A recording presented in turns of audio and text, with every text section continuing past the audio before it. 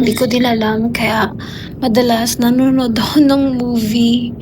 So, after ng flight ko, tapos nung pagdating sa Hong Kong, bangag na bangag talaga ako. Ito na yung paglanding ko sa Hong Kong. Ganda ng view kahit madaling araw yan. And habang nagwa-walkie-walkie ako, nakita ko yung McDonald's. Bumaba ako. And hindi lang pala McDonald's ang meron. May iba pang tindahan. And gusto kong itry itong Hong Kong food nila.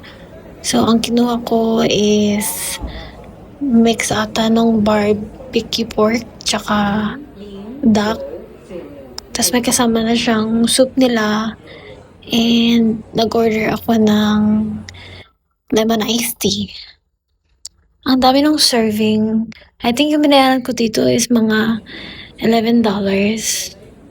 Medyo pricey siya. Pero nung pagka-serve is ang dami naman pala. So, siguro okay lang yun. Short flight lang from Hong Kong to Manila.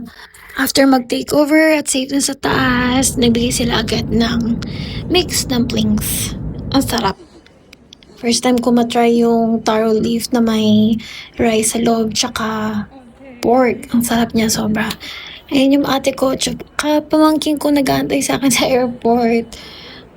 Thank you so much sa pagsundo sa akin. Wala kasing alam yung mama ko kaya sila ang sumundo sa akin.